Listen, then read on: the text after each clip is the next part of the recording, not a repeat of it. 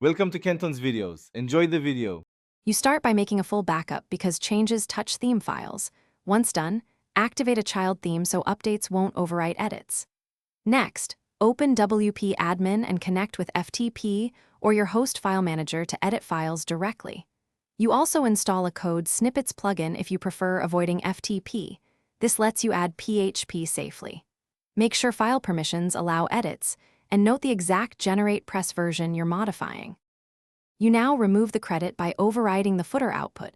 Find the footer area in Appearance Editor or via FTP at /wp-content/themes/generatepress/. For a clean solution, add a filter in your child themes functions. PHP or a snippets plugin. Use add filter, generate footer output, return empty string. This prevents the credit from rendering.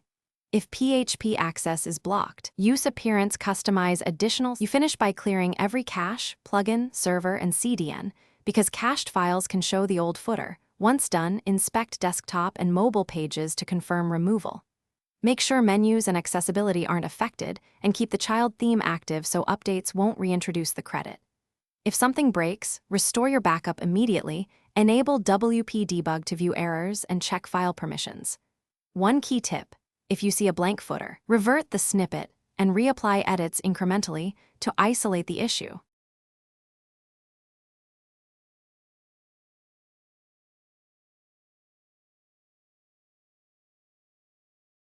Thanks for watching. Consider subscribing if we helped you.